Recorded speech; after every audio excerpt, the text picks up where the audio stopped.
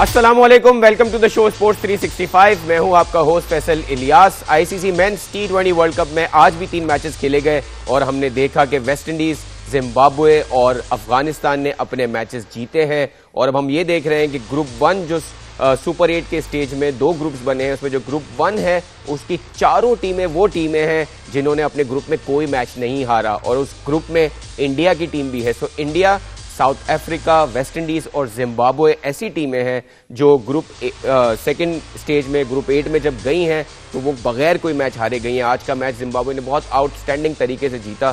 तीनों मैचेस पे हम डिटेल से बात करेंगे, लेकिन बहुत सारे और भी मुद्दे हैं बिकॉज पाकिस्तान ने 22 फरवरी को अपना पहला सुपर 8 का मैच जो है वो न्यूजीलैंड के अगेंस्ट खेलना है। उससे पहले हमारे जो स्टार प्लेयर्स जो हैं वो बहुत सारी बातें कर रहे हैं और उन बातों को लेके कुछ कंट्रोवर्सीज भी बन रही हैं। शादाब खान ने एक प्रेस कॉन्फ्रेंस की है, उसमें बहुत सारी बातें की हैं जिसमें पुराने खिलाड़ियों के बारे में बात हुई है, कंट्रोवर्सीज आ रही हैं उसके हवाले से।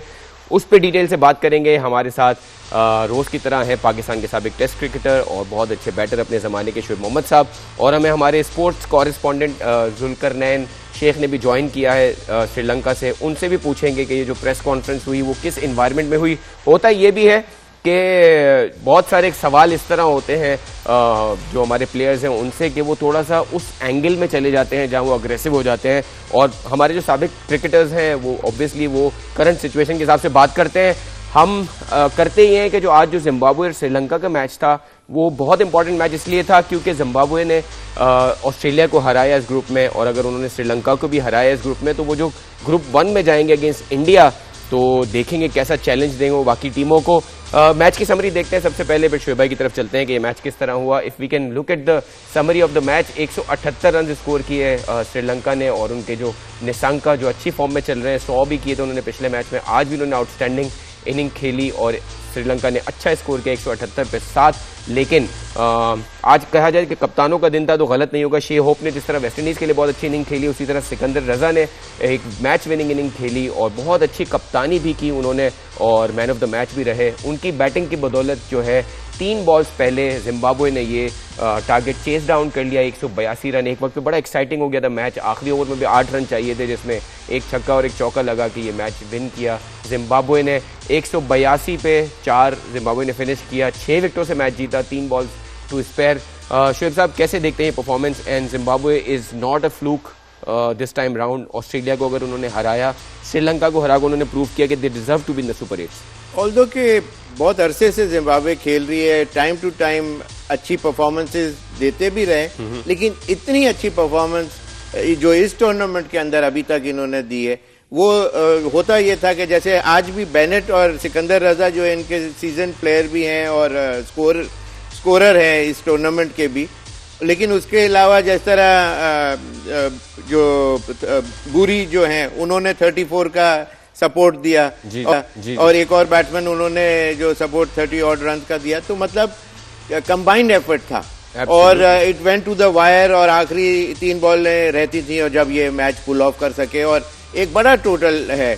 और अगेंस्ट श्रीलंकन साइड जो कि इस वक्त विनिंग स्ट्रीक पिछला मैच श्रीलंका की अपनी आए थे, तो ये बहुत अच्छा उनकी परफॉर्मेंस है। उनकी टीम एक तरह से स्टेबल नजर आती है लेकिन कभी इतने ग्रेट शेक्स नहीं पैदा कर सकी है जो इस दफा ऐसा लग रहा है कि उन्होंने कुछ प्रूव किया है अपना पॉइंट, जो इतने अरसे से मेहनत कर रहे हैं। बिल्कुल सही है सर। अगर जिम्बाब्वे के कप्तान की बात करें, मतलब इनकी टीम पूरी रिवॉल्व्स अराउंड सिकंदर रजा, पाकिस्तानी नजात प्लेयर हैं, यहीं से वो क्रिकेट खेल के गए हैं, लेकिन अगर आप उनकी ग्रोथ देखें, मुझे याद पड़ता है कि हम ये भी कॉन्वर्सेशन कर रहे थे अपने कुछ शोज में कि you have to have clarity in your mind as a player कि आपको जो नया रोल मिलता है। जैसे बड़ी बातें हो रही हैं कि बाबर को नंबर 4 पे खिलाया जा रहा है तो उनके लिए मुश्किल हो गया है, वो नंबर 1, 2, 3 पे फेलियर हैं तो उनको नंबर 4 पे कैसे। बट अगर आप इंटरनेशनली कंपेयर करें, पाकिस्तान के ही पनपते हुए प्लेयर जब बाहर की कंडीशंस में गए हैं तो उनकी कम्युनिकेशन भी बड़ी क्लियर है, आपको बड़ी क्लियर थिंकिंग दिखती है अगर आप सिकंदर रजा को सुने। लेकिन आप यहाँ पे अगर आप चाहे रिजवान एज ए कैप्टन थे, चाहे Shaheen Shah as a captain थे, चाहे बाबर एज ए कैप्टन थे, सरफराज के जाने के बाद जो भी कैप्टन बने आपके सुपरस्टार प्लेयर्स हैं, there is no clarity of thought as to what they want out of their own cricketing career. So ये क्या चीज है जो हमारे सिस्टम में नहीं जो है? प्रोसेस होता है, प्रोसेस जो जिस तरह होता है प्लेयरों को ब्रॉट अप करने का, और बाय द टाइम वो थोड़ा सीनियर जब प्लेयर हो जाते हैं तो वो अपनी मर्जी और मनमानी और ये तमाम चीजें करते हुए नजर आते रहे। वो हमारे सामने ब्लैक एंड व्हाइट में पिछले 3, 4, 5, 6, 7, 8 साल भी ले लें तो यही ट्रेल जो है आपको नजर आएगी। बिल्कुल कि जो कैप्टन आया जिसने ज्यादा पावर दिखाया उसकी ज्यादा मानी जाती। वेयर एज बाहर की कंट्रीज के अंदर आप कैप्टन ग्राउंड के अंदर होते हैं और हमारे यहाँ ग्राउंड के बाहर भी होता है कैप्टन। तो बस वो यही फर्क है कि वहाँ अच्छा, और फिर अपना वो रोल को पूरा निभाने के लिए वो अप्रूव करना पड़ता है उसको कि ये एक बाहर कंट्री से आया है। लेकिन एक इम्पोर्टेंट जो चीज है, दूसरी टीमों के अंदर जो अच्छा जो प्लेयर होता है उसको पता है कि मैं अच्छा हूं, मुझसे ही टीम एक्सपेक्ट कर रही है। वेयर एज हमारी जैसे पाकिस्तान की टीम है, उसके अंदर ये 3, 4, 5 प्लेयर ऐसे होते हैं कि जो एक्सपेक्टेड होता है कि ये स्कोर करेंगे, तो थोड़ा डिपेंडेंट भी हो जाते हैं कि अच्छा जी दूसरे को पता है, दूसरी कंट्री वाले जैसे सिकंदर कि मैंने नहीं किया तो कुछ भी नहीं हो सकेगा, तो इसलिए वो अपने रोल को पूरा जस्टिफाई भी करते हैं टिल द एंड। बिल्कुल सही है। Alright, so we'll move towards Zulqarnain Shaikh जो हमारे स्पोर्ट्स कॉरेस्पॉन्डेंट हैं और श्रीलंका में हैं हमसे। उन्होंने कल भी बात की थी, काफी चीजें उन्होंने क्लैरिफाई की। जुल्करनैन साहब, आपको वेलकम करते हैं शो पे और आपसे स्ट्रेट अवे सवाल करेंगे कि शादाब खान की हमने प्रेस कॉन्फ्रेंस देखी, उसमें मोहम्मद यूसुफ साहब ने कुछ अपने पॉइंट ऑफ व्यूज दिए थे कि हमारी टीम में जो बहुत सारे प्लेयर्स हैं वो 2021 में इंडिया की जो कामयाबी थी वो आज तक उनके सर पे सवार है और उसकी वजह से उसके बाद से हमारा डाउनफॉल शुरू है और ना हम आईसीसी के टूर्नामेंट्स में अच्छा करते हैं, ना हम एशिया कप में अच्छा करते हैं। So he was generally talking about all the players, लेकिन शादाब खान ने अपनी प्रेस कॉन्फ्रेंस में उसका जवाब दिया और उसके बाद जो कंट्रोवर्सी है आपके सामने है। सो हमें बताइएगा किन हालात में ये शादाब खान ने इस तरह की बात की और what do you take out of it, और हमारे व्यूअर्स को बताएं कि उनको इसको किस तरह लेना चाहिए। देखिए, शादाब के हवाले से एक तो कंफर्म आज पाकिस्तान क्रिकेट बोर्ड की तरफ से टीम मैनेजमेंट को एक पैगाम मिला है कि शादाब समेत आप किसी भी प्लेयर को किसी सीनियर प्लेयर की तनकीद का जवाब नहीं देगा, और दूसरा ये कि किसी और टीम की परफॉर्मेंस को डिस्कस नहीं करेगा। शादाब के मामले में इंटरेस्टिंग ये है कि एक मैच नामीबिया में उनकी परफॉर्मेंस आई, अब प्रेस कॉन्फ्रेंस हुई, अब उसके अंदर उनसे एक सवाल किया गया, वो मोहम्मद यूसुफ के बारे में था कि उन्होंने कोई तनकीद की थी, तो उन्होंने उस पर जिस तरह रिएक्ट किया और उन्होंने कहा कि आप सीनियर प्लेयर्स ने कौन सा मैच जीता है, आप सीनियर प्लेयर ने कितनी बार इंडिया को हराया है, हमने ही हराया था। वो शायद रेफरेंस जो है वो 2021 का दे रहे थे, तो उस पर अब एक और रिएक्शन आया, मतलब आप शाहिद अफरीदी का उस पर रिएक्शन आया, अहमद शहजाद का आया, मोहम्मद आमिर का आया, और वो ये क्लियर कह रहे हैं कि हम जब हारते थे इंडिया से जरूर हम हारे हैं, पर हमें हारने पर हमारे सीनियर प्लेयर्स तो बहुत ही मतलब सख्त तनकीद करते थे, ऐसे ऐसे लफ्ज इस्तेमाल करते थे जो मतलब मैं भी नहीं कोट करना चाहूंगा। लेकिन जुल्करनैन साहब, एक पॉइंट ये भी है ना कि शादाब खान को ये तो पता होगा कि हम 1992 का वर्ल्ड कप जीते, हम 2009 का T20 वर्ल्ड कप जीते, हम उसके बाद यूनुस खान की कप्तानी में एक T20 वर्ल्ड कप जीते, लेकिन अब वाले जो हमारे सुपरस्टार्स हैं जो सरफराज के टाइम से खेल रहे हैं और उनकी as a players, as a captain, उनके हाथ में जब से टीम है, हम कोई टूर्नामेंट नहीं जीते हैं। So how can he compare their performances to the senior players जिन्होंने इतनी सारी अचीवमेंट्स की हैं पाकिस्तान के लिए?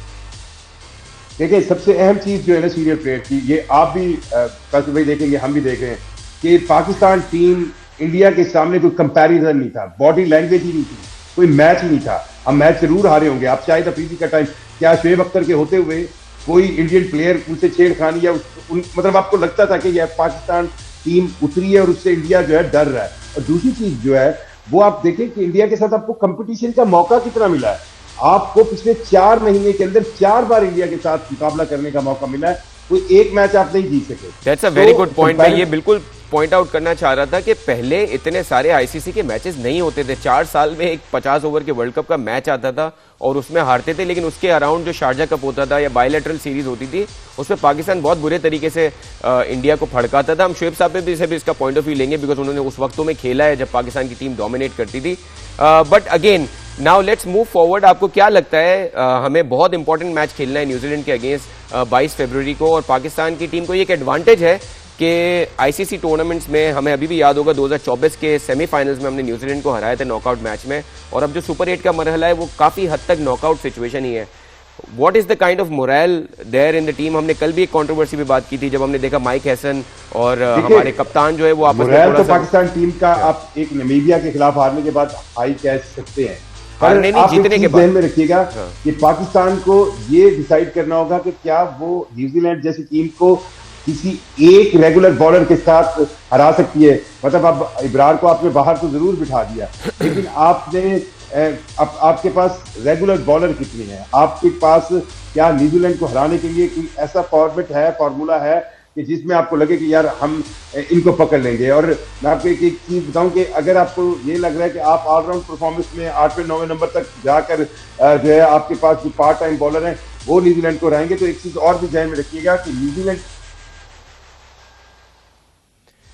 आई थिंक जुल्करनैन साहब से हमारा राब्ता मुनक़ता हो गया, लेकिन he is raise the right questions. Zulqarnain साहब बहुत बहुत शुक्रिया, अगर आप दोबारा भी ज्वाइन कर चुके हैं तो हम आपका शुक्रिया अदा करते हैं। आपने रेस किए हैं, उनका हम मजीद डिस्कशन करते हैं शुएब साहब से। शुएब साहब, हम पहले शादाब वाले पे आपका पॉइंट ऑफ व्यू ले लेते हैं कि आई थिंक ऑलराइट। सो शुएब भाई, हम शादाब की अगर बात करें, आपको लगता है कि थोड़ा सा बिला वजह के अग्रेसिव हो गए? अभी आप एक टूर्नामेंट के अंदर हैं। नहीं, उन्होंने बोला क्या, इसलिए कि हमारा साउंड या नहीं मुझे आ रहा था, तो उन्होंने बोला क्या? सर, शादाब ने जो है प्रेस कॉन्फ्रेंस हो रही थी, उसमें उनसे सवाल किया गया कि मोहम्मद यूसुफ साहब ने ये बोला है कि हमारी जो टीम है वो 2021 के वर्ल्ड कप में जो इंडिया से जीती थी ना, उसके बाद से वो जीत उनके सर पे सवार हो गई है और उसके बाद कोई खास कोई चीज अचीव नहीं की। जिस पे शादाब ने ये जवाब दिया कि वैसे ये तो टॉक ऑफ टाउन था आज, उस पे शादाब ने ये जवाब दिया कि जो हमारे सीनियर प्लेयर्स हैं उन्होंने क्या अचीव किया, वो तो इंडिया से हमेशा हारते थे, तो उन्होंने तो वो भी नहीं अचीव किया हमने जो 2021 में अचीव किया था। तो उन्होंने इस तरह इसका जवाब दिया, जिसपे ऑब्वियसली पूरी क्रिकेटिंग फ्रेटर्निटी जो है वो परेशान है कि ये एग्जिस्टिंग प्लेयर्स जो सिर्फ नमीबिया के अगेंस्ट उन्होंने कोई परफॉर्मेंस दी और उस पर वो इस तरह की कॉन्वर्सेशन कर रहे हैं। लेकिन इसको अगर ओवरऑल देखा जाए, सर आपको लगता है कि इनको, जैसे शादाब जो है वो ऐसा लगता है कि हर बड़े टूर्नामेंट में वो चाहे अनफिट हो फिट हो, he has to be there in the big tournament, तो आपको लगता है कि वो जो कॉन्फिडेंस आ गया ना उनको अपनी बाय डिफॉल्ट सिलेक्शन का, वो इस तरह की चीजें करवाता है आपसे? बिल्कुल ऐसा ही है कि जो पुश है बिहाइंड हिम, इसलिए कि इस तरह अभी कोई उनकी कोई ग्रेट शेक कोई परफॉर्मेंस ऐसे सच नहीं है दुनिया में कि जो जिस कमेंडेबल परफॉर्मेंस हो कि हाँ जी आप मिसाल दे सकें जी उसने आके इस तरह पाकिस्तान टीम को बड़े टूर्नामेंट में जिता दिया, इस तरह की चीज़। तो पहली बात तो वो कहना ही, अगर किया भी होता तो भी नहीं कहना चाहिए था, जो रिवर्ट बैक इस तरह से नहीं करते एक कोई जूनियर प्लेयर अपने सीनियर प्लेयर्स के लिए। और फिर इनको ये भी देखना चाहिए कि it is in black and white why he had been, just जो आपने पॉइंट आउट किया कि every now and then he is to be seen around the teams when Pakistan is touring और playing against any other country. कुछ बड़े tournaments के अंदर performance जब तक, अब जैसे इसी की मिसाल ले लें, ये जो अभी इनको इंजरी हुई थी, he got back into the team, walked in basically. तो ये ऐसा कहाँ दुनिया में होता है? You have to prove your metal, what metal you are made of, and the performances speak by them by itself. तो ये चीज इनको बुरी जरूर लगी होगी कि इनके लिए, इससे कि लोग जब कोई चीज होगी तो बात करेंगे ना। अगर ये बात नहीं होती कि भाई why he had been in the team, फिर again on top of everything ये जो मैच खिलाया गया आफ्टर इंडिया जो डिफीट हमारे को मिली, उसमें इनकी परफॉर्मेंस क्या थी? एक ओवर में 17 रन और बैटिंग में कुछ भी नहीं, एक बॉल के ऊपर आउट हो गए। तो बात यह है कि, और फिर दूसरे मैच में इनको वापस भी चांस मिला और फिर बाबर आजम और उस्मान खान जैसे बैट्समैन को के ऊपर के बिठा के, तो फेवरेटिज्म साफ नजर आ रहा है कि ये इस्लामाबाद का कनेक्शन जो है। सर, हमने अपने शो में जो ये पॉइंट आउट किया है ना काफी बार कि जो PSL में Mike Hesson as a coach of Islamabad United, probably जो सलमान अली आगा के से भी जो रिफ्ट चल रहा था वो इसीलिए चल रहा था, प्रोबेबली ही वांटेड उस्मान और Babar to go up the order. लेकिन ऑब्वियसली ये सारी बात तो ये कह रहे हैं कि कोई बात ऐसी नहीं थी, लेकिन आप वो जो पीछे टियर में, जो पीछे लाइन में जो लोग बैठे हुए, उनके एक्सप्रेशन से आपको पता चल रहा है कि ये कोई there is a rift going on at this moment of time. और लेकिन वो जो कि बाद में कि जी बाद में मीडिया में बाहर ना है तो सारे देवर ऑल ऑन वन पेज कि नहीं जी कोई ऐसी बात नहीं हुई, हम तो सिर्फ ये डिसाइड कर रहे हैं। बॉडी लैंग्वेज जो है वो कुछ और बता रही है, अब जबान कुछ और कह रही है। पहला मैच खेला गया between West Indies and Italy, उस पर नजर डालते हैं। जैसे हमने कहा, शे होप की बेहतरीन बैटिंग और एक कैप्टन इनिंग की बदौलत वेस्ट इंडीज ये मैच जीता। काफी क्लोज मैच हुआ था इवेंचुअली, लेकिन वेस्ट इंडीज ये मैच जीता। समरी की तरफ नजर डालते हैं और फिर शोएब साहब से पूछते हैं कि किस तरह देखना चाहिए इस मैच को। और जैसे हमने कहा कि वेस्ट इंडीज इस वर्ल्ड कप में अभी तक कोई मैच नहीं हारा और वो ग्रुप 1 का हिस्सा है जहां पे इंडिया की टीम भी है उनके साथ। समरी पे नजर डालें, 165 for 6 किए वेस्ट इंडीज ने, जो वेस्ट इंडीज के हिसाब से थोड़ा लगा कि इतना बड़ा टोटल नहीं है। और शे होप की बेहतरीन इनिंग, वरना ये टोटल इससे भी कम होता। 75 रन शे होप ने किए 48 बॉल्स पे। जवाब में इटली की टीम 123 रन बना सकी, 18 ओवर में ऑल आउट हो गई और वेस्ट इंडीज ने ये मैच जीता 42 रन से and they finish on top in the group. कोई भी मैच उन्होंने नहीं हारा है और हमने रिपीटेडली बताया जैसे कि इंडिया, अफ्रीका, जिम्बाब्वे और वेस्ट इंडीज जो ग्रुप 1 में है, ये चारों वो टीमें हैं जिन्होंने कोई मैचेस नहीं हारे। और पाकिस्तान का जो ग्रुप है उसमें श्रीलंका, न्यूजीलैंड, इंग्लैंड और पाकिस्तान, चारों ने अपने ग्रुप में एक एक इंपॉर्टेंट मैच जरूर हारा है। So Pakistan is in the group where all the other teams have also lost their games. So उम्मीद ये है कि पाकिस्तान का ग्रुप रिलेटिवली इजी है कंपेयर टू इंडिया।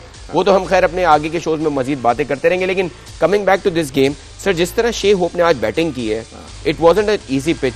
हमने देखा मुश्किल था, स्पिनर्स के अगेंस्ट इनके सारे प्लेयर्स फंस रहे थे, लेकिन उन्होंने रियली बताया कि इनिंग्स को बिल्ड किस तरह करते हैं, सिंगल डबल्स करते रहे। इवेंचुअली उन्होंने 6 चौके 4 छक्के भी लगाए, लेकिन उन्होंने जब ओवर शुरू होता था तो वो कोशिश करते थे सिंगल डबल लें और लास्ट 2 बॉल्स पे वो चांसेस ले रहे थे। So an outstanding batting effort by Shai Hope. How did you see this, और उससे पाकिस्तान को क्या सीखना चाहिए? ये सीखना चाहिए कि एक प्लेयर का बड़ा स्कोर होना 70, 80 या सेंचुरी के करीब भी बाज प्लेयर आए हैं इस टूर्नामेंट में, तो वो प्रूव ये करता है कि आपका जो लेटर ऑर्डर बैट्समैन है वो they can breathe easy in a way, और उनके 30-40 रन भी would be valuable to accumulate reasonable big total 180-200 का जो टारगेट है। अगर ऊपर का टॉप ऑर्डर भी, इसलिए कि उसको इसलिए एडवांटेज है कि उसके जब सर्कल के अंदर सिर्फ 2 फील्डर बाहर हैं, ठीक है, तो वो एडवांटेज उठाए शुरू के ओवर में, टीम का टोटल भी और अपना भी टोटल उसका बढ़ेगा। और उसके अंदर ये होता है कि जब एक दफा आप ऑलरेडी कोई 7-8 ओवर खेल गए तो आपको you are seeing the ball much better, और आप वहाँ स्टे ऑलरेडी कर चुके हैं, 50 रन आपके बोर्ड पे लग चुके हुए हैं। तो ये एडवांटेज होता है टॉप ऑर्डर बैट्समैन से। Asking price is much higher from the top order batsman. Reason यही है कि शुरू के 6 ओवर का एडेड एडवांटेज, दूसरे प्लेयर जो आता है 6 ओवर के बाद उसको वो एडवांटेज नहीं मिलता है, जैसे कि फिर 4 फील्डर बाहर आ जाते हैं सर्कल के। तो फिर इस वजह से इन्होंने, शाहे होप ने जो स्कोर किया, और फिर बेसिकली थोड़ा बहुत जैसे दूसरे 2-3 प्लेयरों ने 30 ऑड रन की जो इनिंग्स खेली। चेस ने अच्छी बैटिंग की है। 165 was not a huge total, लेकिन मेनेंटी और मॉस्को ब्रदर्स में से एंथनी ने जो है वो थोड़ा सा स्कोर किया, लेकिन वही 25-30 के अंदर टारगेट रहा।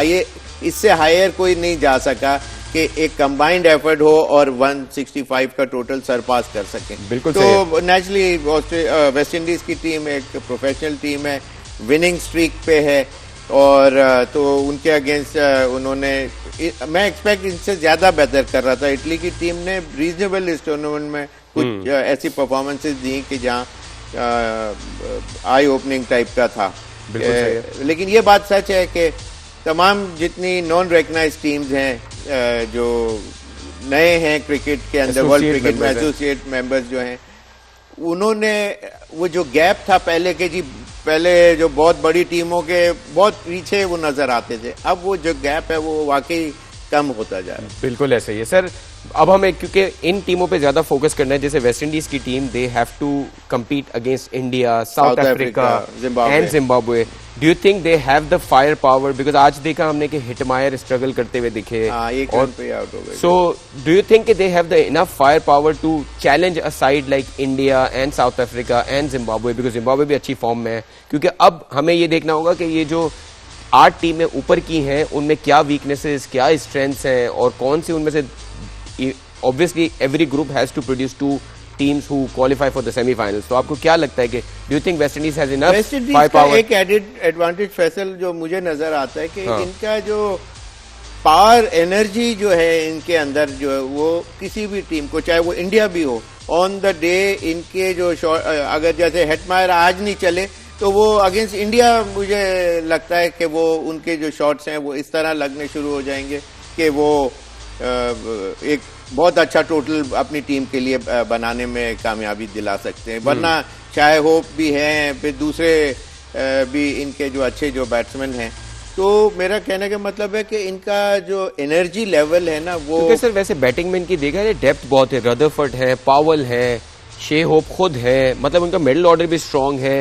अब जो ऊपर के ऑर्डर में भी अगर आप देखें तो एक मिक्स बहुत अच्छा है बैटिंग का इनके पास। तो यही ना कि आज जैसे हेटमायर जल्दी आउट हुए तो वो ऊपर से चाहे होप ने इतना स्कोर लाके कर दिया कि दूसरे जो उसके बाद पावल वगैरह और इन लोगों ने आना था तो उनको 20-30 रन भी करते तो एक अच्छा टोटल बनाने में कामयाबी हो जाती।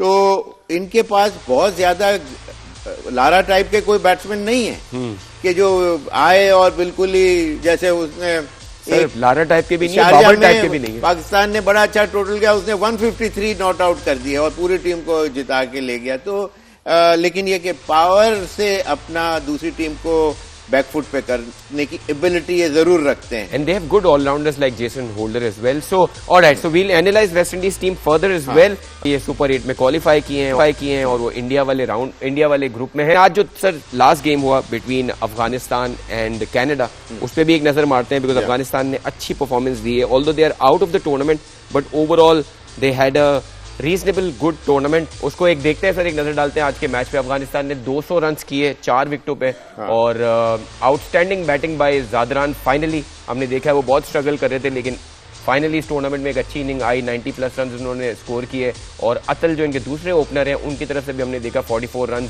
आए हैं। जवाब में कनाडा की टीम सिर्फ 118 रन स्कोर कर सकी और 8 विकेटें उन्होंने गंवाई। इवेंचुअली अफगानिस्तान ने ये मैच जीता 92 रन के बड़े मार्जिन से। और obviously Afghanistan is a team जो T20 में बहुत अच्छी परफॉर्मेंसेस देखती हैं और एक एसोसिएट साइड की अगेंस्ट हम एक्सपेक्ट करते हैं कि वो आराम से जीतेंगे और वही हुआ। It was a dead rubber, but individual performances की बात की जाए तो काफी अरसे बाद हमने देखा है कि अफगानिस्तान के टॉप ऑर्डर ने रन करना शुरू किए, which is a good sign.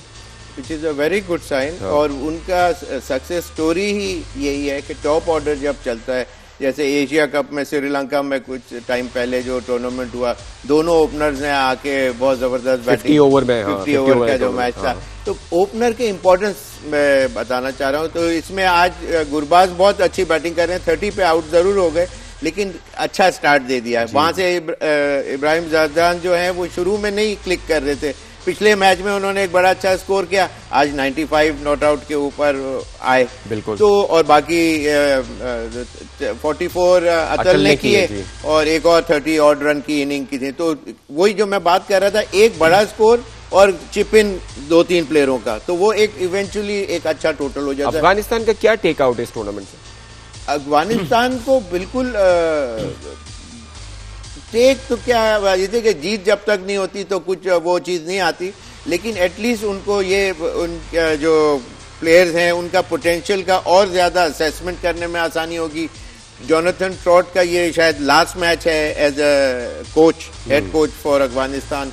तो अब लेकिन उनका माइंडसेट जो है वो विनिंग के ऊपर ही है। सिर्फ उनकी जो बॉलिंग डिपार्टमेंट है वो सिर्फ रिलाई करते हैं स्पिन पे। जब स्पिन नहीं होता तो फिर फास्ट बॉलर की जब बारी आती है तो उसके ऊपर मार खा जाते हैं। तो वो डिपार्टमेंट इनका वीकर है। उनको आई एम श्योर इस टूर्नामेंट में वो असेसमेंट इनको होगी और बेटर करने की कोशिश करेंगे, क्योंकि इन्होंने अगर देखा जाए कोई इतना चेंजेस उन्होंने अपने स्क्वाड्स में नहीं किए हैं ऑफ लेट। मतलब इनकी जो 2024 के T20 वर्ल्ड कप में सेमीफाइनल्स तक पहुंचे थे, यूएसए वेस्ट इंडीज में हो रहा था। सो वी ऑल एक्सपेक्टेड के एटलीस्ट T20 फॉर्मेट में अगर टीम भी आपकी सेम है तो they will progress. Also considering the fact कि जो टूर्नामेंट हो रहा है वो ऐसी कंडीशंस में हो रहा है जहां इनके प्लेयर्स ज्यादा अच्छा अडाप्ट करते हैं। तो आई थिंक और उनके कोच भी जोनाथन ट्रॉट वो चले आ रहे हैं। तो लगता है कि इस बार जो उनके साथ हुआ है उसके बाद कुछ चेंजेस होना बनती हैं अफगानिस्तान के? उनको नए प्लेयर थोड़े से अब ढूंढने पड़ेंगे। Cricket is the most slowest learning game है दुनिया में, बॉल गेम्स में सबसे मोस्ट स्लोएस्ट है, इसलिए कि इसके अंदर टेक्निकल चीजें बहुत है। सर अगर बैटिंग की बात करें तो पिच की कंडीशन कैसी है, घास है, ज्यादा रोल है, बादल हैं, हैवी रोल हुआ है, घास के साथ सामने वाले ऑपोजिशन की क्या स्ट्रेंथ है, और एक बॉल का कहीं आपने मैंने सर इस पे मुझे याद आया कि सूर्य कुमार यादव ने अभी एक प्रेस कॉन्फ्रेंस की, उसमें कहा कि मैं रोहित शर्मा से सीखता हूं क्योंकि वो एशिया कप जीते, वो चैंपियंस ट्रॉफी जीते। मुझे तो लगता है वो कप्तान है ट्रॉफीज के, जो रोहित शर्मा है, कि कंडीशंस को कैसे असेस करना है। डू यू थिंक हम बहुत लैग कर रहे हैं इस चीज में पाकिस्तानी? पहले तो आपके एम्स हाई होने चाहिए कि हाँ जी मेरा अगर एम हाईएस्ट लेवल का होगा, विनिंग जो है ये एक हैबिट है, nothing less will do for me वाली बात है। I completely agree. हाँ, तो इस वजह से वो सूर्य कुमार और रोहित शर्मा का जो माइंडसेट है वो एट पार है, दैट लेवल है कि जहाँ वो भी चाहते हैं कि अपनी टीम को उसी तरह रोहित शर्मा टाइप का परफॉर्मेंसेस देके अपना नाम भी कमाया और अपने मुल्क का भी। कनाडा की बैटिंग के बारे में कुछ कहना चाहेंगे? बहुत बड़ा फ्लॉप था आज उनकी तरफ से। नहीं, वो टोटल आज 118 रन पे मेरे ख्याल से पूरी टीम ही बुक हो गई, तो नेचुरली कहीं कोई कुछ चला ही नहीं। और ऑल्दो के थोड़ा सा अच्छा परफॉर्मेंस उन्होंने किया, लेकिन कुछ नहीं कर सके इवेंचुअली अगेंस्ट अफगानिस्तान बॉलिंग। हम बात कर रहे हैं पाकिस्तान न्यूजीलैंड का मैच जो 21 फरवरी को खेला जाना है। मैंने 22 फरवरी बोला था, सैटरडे 21 फरवरी को बड़ा मैच है पाकिस्तान का। और पाकिस्तान के ग्रुप में 2 और टीमें भी बड़ी तगड़ी टीम है, श्रीलंका और इंग्लैंड, और न्यूजीलैंड से हमें पहला मैच खेलना है। सर अगर हम रिकॉर्ड्स देखें तो पाकिस्तान का रिकॉर्ड न्यूजीलैंड से बेहतर रहा है आईसीसी टूर्नामेंट्स में स्पेशली। और अगर लास्ट बड़े मार्के की बात करें तो हमने सेमीफाइनल्स खेला था उनके साथ 2022 में ऑस्ट्रेलिया में, जो हमने जीता था न्यूजीलैंड से। सो ऑफ लेट तो हम हारे हैं, चैंपियंस ट्रॉफी में उनसे हमने 50 ओवर वाले उसमें मैचेस हारे हैं। उसके बाद हम T20 सीरीज में भी उनसे बायलैटरल में कुछ मैचेस हारे हैं। लेकिन जनरली आईसीसी टूर्नामेंट में हमारा पलड़ा भारी होता है। जिस तरह की टीम का कॉम्बिनेशन हमारा है, जो सिचुएशंस चल रही हैं, हम कभी कभी अंडरडॉग्स होते हैं तो हमारी चांसेस मुझे लगता है बढ़ जाते हैं, टीम थोड़ा जेल कर जाती है। Do you think this will have a similar situation? एक और चीज में मैं कह दूं कि न्यूजीलैंड अपना पहला मैच खेल रहा होगा श्रीलंकन कंडीशंस में, that also goes into Pakistan advantage कि हमारे लिए ये कंडीशन ज्यादा एडाप्टेबल सूटेबल है। सो डू यू थिंक कि there is a outside chance कि पाकिस्तान बेहतर करे अगेन न्यूजीलैंड के अगेंस्ट? ये एडेड एडवांटेज है कि Pakistan had been playing in Sri Lanka, और ये इनका जैसे आपने बताया कि फर्स्ट मैच होगा। लेकिन ये कि players to look out for वो हैं इनके साइफर्ट है, रचिन रविंद्र और एलन ऑफ कोर्स, और फिर चौथा फिलिप। तो अगर बैटिंग में नहीं करता तो फील्डिंग के अंदर उसको ऐसी प्लेसमेंट पे रखते हैं वो लोग कि कैचेस वहीं जाते हैं और ही डजंट ड्रॉप एनी, और रन भी एट द सेम टाइम वो बहुत बचाता है। तो आपको एक्स्ट्रा ऑर्डिनरी शॉट उस रीजन में अगर मारना है, कोई चौका या छक्का, तो it has to clear the boundary and way away from Glenn Phillips. और दूसरा से इनकी बॉलिंग में बड़ी डेप्थ है। हमने देखा है कि मैट हेनरी जैसा सीनियर बॉलर है, तो वो भी हमें अफेक्ट करेगा बिकॉज न्यूजीलैंड की बड़ी सटल बॉलिंग है।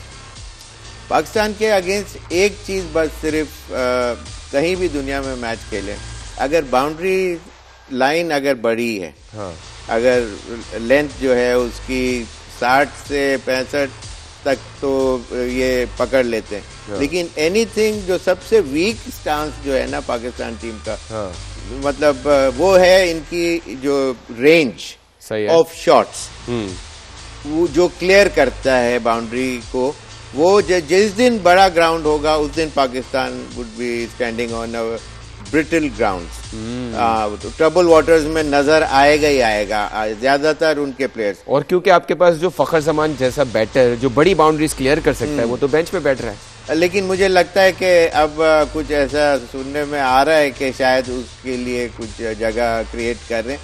और जो मैं आपको पहले भी 2-3 प्रोग्राम में बात कर चुका हूँ कि ये टाइम था इंडिया के भी मैच से पहले उसको मेरे ख्याल यूएस के अगेंस्ट वाले मैच में वहां चांस दे देना चाहिए था, और उसका कॉन्फिडेंस लेवल भी बढ़ता है, इसलिए कि बड़े मैचों में बड़े प्लेयर ही काम आते हैं ज्यादातर।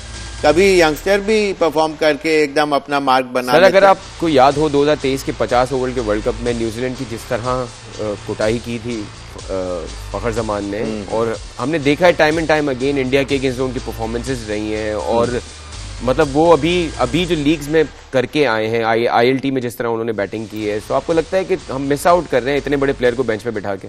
एक चीज फ्रॉम माय ओन एक्सपीरियंस बता सकता हूं कि बाज प्लेयरों के अंदर एक instinct see it comes from with in, और वो इंस्टिंक्ट ऐसी होती है कि कोई एक कंट्री के अगेंस्ट वो ज्यादातर अच्छा ही खेलता है। Oh, yes.